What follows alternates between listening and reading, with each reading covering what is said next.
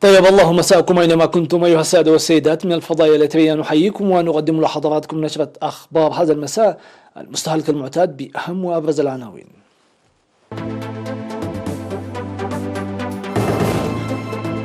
تحصيل ضريبة المواشي والزراعة الريفية في القاشبركة.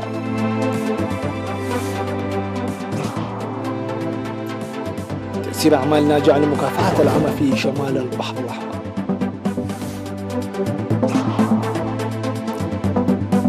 تطور ملحوظ في بساتين فلفل بهابا.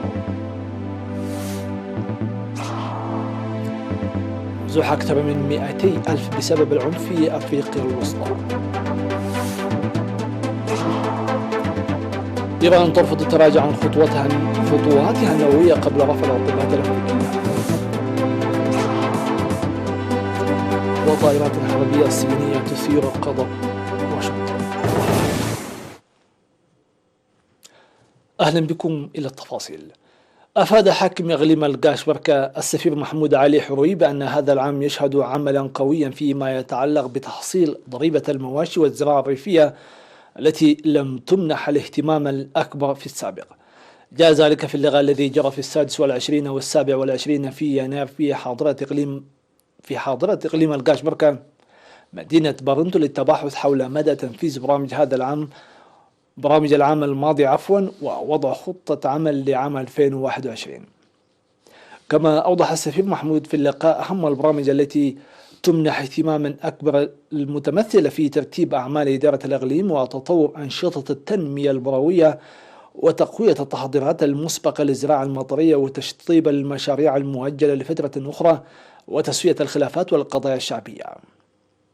وفي التقارير التي قدمها مسؤول الأقسام ومدراء المديريات أشاروا إلى إنجاز أعمال نموذجية تمثلت في تنفيذ وتطبيق القيود والتعليمات الصادرة لمكافحة كوفيد-19 وتقديم تبرعات لتنمية صندوق تصدي كوفيد-19 بالإضافة إلى دعم أهلي لمساعدة الجهات المحتاجة. وفيما يتعلق ببرامج التنمية أوضح اللقاء تسيير أنشطة فعالة لحفظ المياه وحماية التربة وتقوية أنشطة الزراعة المطرية وصيانة الطرق وضمان الإصحاح البيئي بالإضافة إلى وضع اللمسات الأخيرة لبناء 36 مدرسة. وأكد المشاركون تعزيز دورهم لإنجاح البرامج الموضوعة للتنفيذ هذا العام مناشدين إدارة الإقليم لحل النواقص التي تعاني منها المديريات بالتفاهم مع الجهات المعنية. وذكر حاكم إقليم القاشبركة السفير محمود علي في ختام اللقاء عن تدني الإنتاج الزراعي خلال الموسم الزراعي الماضي داعيا للتحضير المسبق بالاستفادة من الخبرات في الأنشطة التي تسهم في زيادة الإنتاج الزراعي.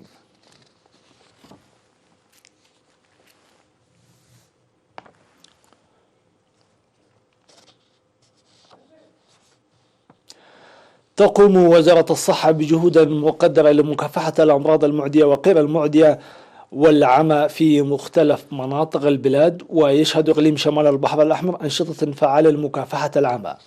للمزيد حول إليكم التفاصيل بتقرير التالي بصوت الزميل قاسم أحمد. أعلن مسؤول السيطرة على الأمراض غير المعدية في مكتب وزارة الصحة في إقليم شمال البحر الأحمر السيد فسحية قرقيس في لقاء له مع وكالة إيرينا، أعلن عن تسيير أنشطة ناجعة لمكافحة العمى في الإقليم. وأوضح السيد فسحية بأن التراكمة وزرقة العين وتمزق القرنية والغمش من أهم الأمراض المؤدية لفقدان البصر، ويجري العمل للقضاء على التراكمة إضافة إلى مكافحة الأمراض الأخرى. وبموجب ذلك أبرزت أعمال الاكتشافات التي أجريت عام 2006 بأن نسبة الإصابة بمرض التراكوما في مديريات نوفا وأفعبت وشعب وقندع ومسوع كانت ما بين 5.5% إلى 10.3%، فيما أوضحت الاستكشافات التي أجريت بعد توزيع الأدوية في الفترة ما بين العامين 2014 و2019 انخفاض نسبة الإصابة في مديريات نوفا وأفعبت ومسوع إلى مستوى 0% وتحت 1% في كل من مديريات أدوبحة وشعب وقندع.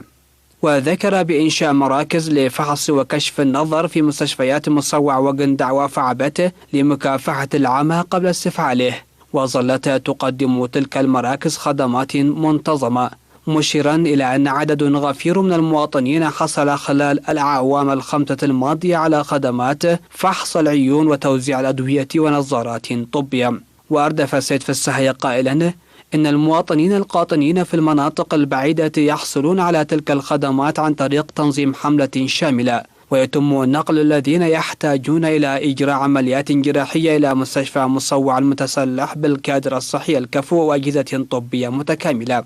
وعبر كل من خبيري جراحة العيون سامي الكبدي وأدحن مرضى عن أمنياتهم الكبيرة في تقديم خدمات متميزة لطب العيون في حال اكتملت بعض النواقص النادرة التي يعاني منها المستشفى.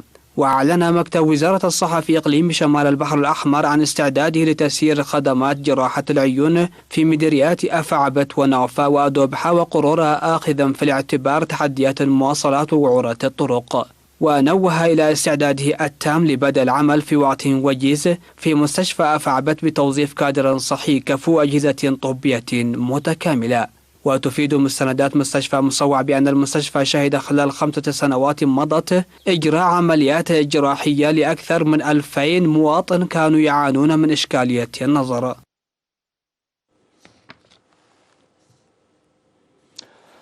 أوضح المزارعون في فلفلة بمديرية هابر قيامهم بجهود مقدرة لتطوير زراعة البساتين. وذكر المزارعون توسيع تنمية البساتين التي بدأت بمساحات محدودة على ضفاف نهر عنسب الموسم عامي 2011-2012، وأشار إلى وضع برنامج لإصلاح الطريق المؤدي من فلفلة إلى البساتين لإنجرافه في موسم الأمطار. وذكر المزارعون بأن إصلاح الحكومة طريق فلفلة عريتاي وعريتاي كرن بالآليات أسهم في نقل المنتجات والتبادل التجاري، مطالبين بحل نقص الأسمدة والأدوية البيطرية وتوفير شتول أشجار المانجو.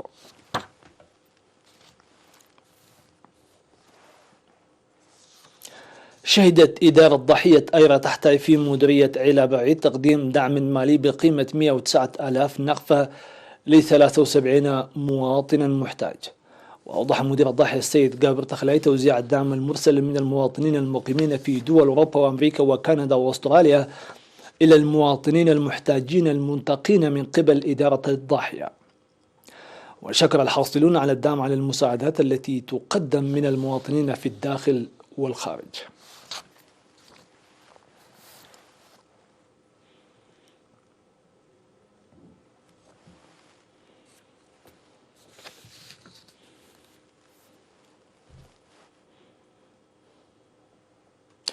الأنباء العالمية تأتيكم بعد هذا الفاصل الموسيقي، فتفضلوا بالبقاء معنا.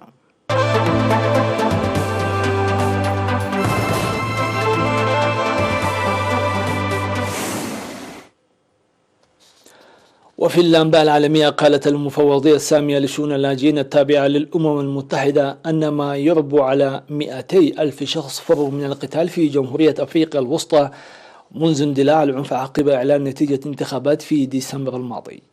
وأضافت أن نحو نصف هذا العدد عبر الحدود إلى جمهورية الكونغو الديمقراطية. جاء ذلك في تصريحات أدلى بها المتحدث باسم المفوضية بوريس تشيركوف في مؤتمر صحفي مدينة جنيف السويسرية.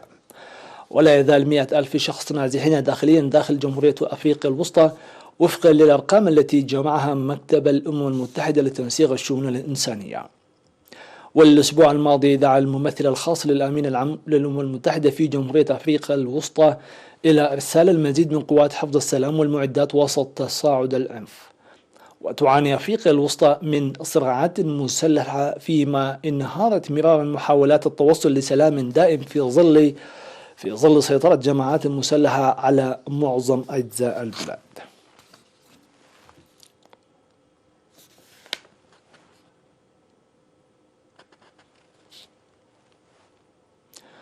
قال وزير الخارجية الإيراني محمد جواد ظريف في مؤتمر صحفي أن طهران لن تقبل مطالبة الولايات المتحدة بالعدول عن تسريع برنامجها النووي قبل أن ترفع واشنطن العقوبات.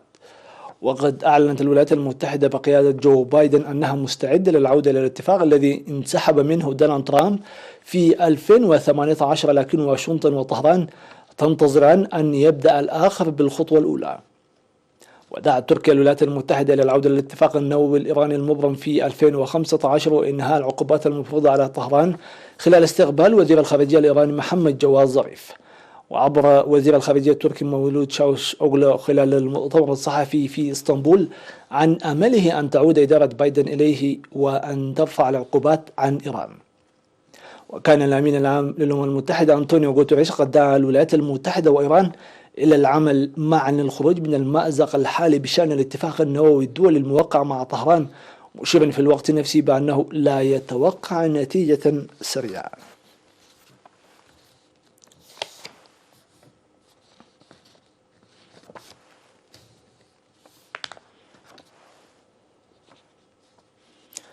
أعلن الجيش الأمريكي أن طائرات عسكرية صينية كانت قد حلقت فوق بحر الصين الجنوبي لم تشكل أي تهديد في أي وقت لمجموعة حاملات طائرات أمريكية بالمنطقة، لكنه وصفها بأنها كانت مثالا لزعزعة الاستقرار ونهج بكين العدائي. وذكرت قيادة المحيط الهادي بالجيش الأمريكي في بيان أن مجموعة حاملات الطائرات تيودور روزفلت الهجومية راقبت عن كثب نشاط سلاحي البحرية والجو لجيش التحرير الشعبي الصيني، ولم يشكل أي تهديد في أي وقت لسفن وطائرات وبحارة البحرية الأمريكية. وقال مسؤول أمريكي طلب عدم نشر اسمه أن الطائرات الصينية ظلت على مسافة من السفن البحرية الأمريكية لم تقل عن 250 ميلا بحريا. وتزعم الصين حقيتها في كل مساحة بحر الصين الجنوبي وتقريبا، وأقامت قواعد عسكرية في جزر صناعية بالبحر الغني بموارد الطاقة. لكن بروناي وماليزيا والفلبين وتايوان وفيتنام تطالب أيضا بأحقيتها في أجزاء من البحر.